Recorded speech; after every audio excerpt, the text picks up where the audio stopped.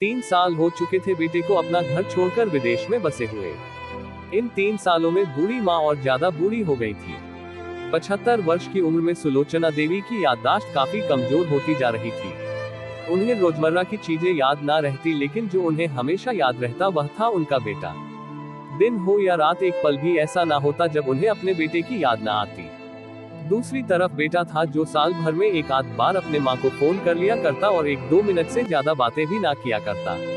फिर भी यह बूढ़ी माँ टकटकी लगाए अपने बेटे का इंतजार करती रहती।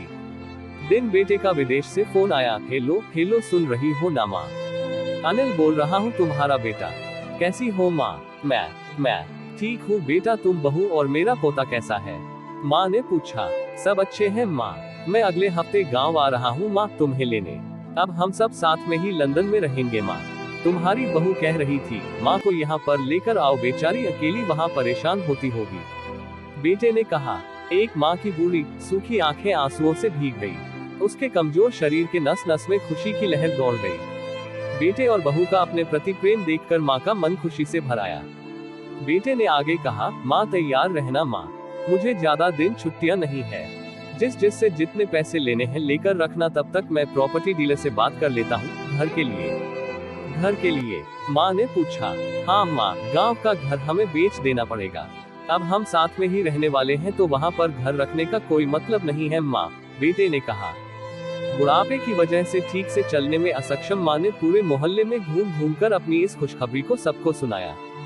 सभी को खुशी हुई, सबको लगा माँ जी के आखिरी दिन अपने परिवार के साथ खुशी से बीत जाएंगे। घर वापस आकर माँ ने अपने घर के कोने कोने को ऐसे देखा जैसे वह अपने दूसरे बेटे को देख रही हो। देखे भी क्यों ना, उस घर को अपने बेटे से कम थोड़ी समझा था। अपने पति के साथ 40 साल यही तो बिताए थे, लेकिन अब मजबूर थी बुढ़ापे के आखिरी साल बेटे और बहू के साथ बिताना चाहती थी। दिल पर पत्थर रखकर घर बेचने के लिए माँ तैयार हो गई। 2 आनन फानन में बेटे ने घर को आधे दामों पर बेच दिया।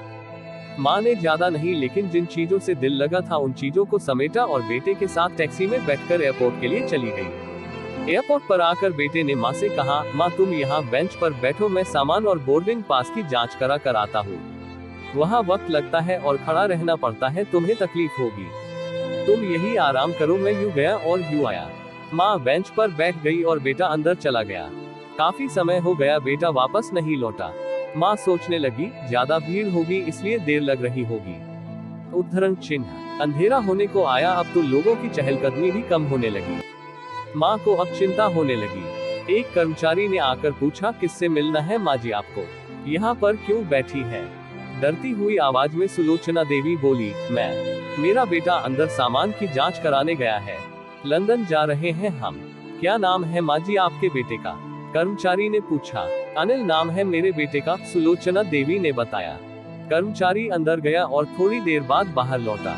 उसने सुलोचना देवी से कहा, माँ जी लंदन जाने वाली फ्लाइट तो दोपहर में ही जा चुकी है और आपका बेटा भी उस फ्लाइट में बैठकर लंदन जा चुका है। अब आपके यहाँ बैठने का कोई मतलब नहीं है, आप भी अपने घर चली जाइए। क्या जा चुका है? और मैं घर जाऊं? घर? माँ की आंखों से आंसुओं के सैलाब उठने लगे। जैसे तैसे माँ घर पहुंची, जो अब उसका था ही नहीं, बिक चुका था। वो वही बरामदे में तुलसी के पास सो गई। घर के नए मालिक को उस पर दया आई तो एक कमरा किराए से उसको दे दिया। पेंशन के पैसों से खाना और किराए का बंदोबस्त हो जाता था। दिन बीतने लगे। कुछ दिनों बाद घर के नए मालिक ने सुलोचना देवी से कहा, माँ जी आप अपने रिश्तेदारों के यहाँ पर जाकर क्यों नहीं रहती है? इस उम्र में आपके लिए वही अच्छा होगा। अच्छा तो होगा, लेकिन अगर मेरा बेटा वापस आया तो उसका ख्याल कौन रखेगा? मेरा बेटा बहुत भोला है, उसे अपना ख्याल रखना बिल्कुल नहीं आता। मैं कहीं नहीं जाऊंगी, क्या पता कब उसे मेरी जरूरत पड़ जाए, माँ ने कहा। दोस्तों सच बता रहा हूँ, माँ की ऐसी बातें सुनकर मेरी आंखों में आंसू आ गए। किसी ने सच ही कहा है, पूत कपूत हो सकता है लेकिन माता कभी कुमाता नहीं होती। दोस्तों आप सभी से हाथ जोड़कर विनती करता हूँ, अपने माता पिता की जितनी हो सके सेवा करना। उनके साथ कभी बुरा बर्ताव मत करना।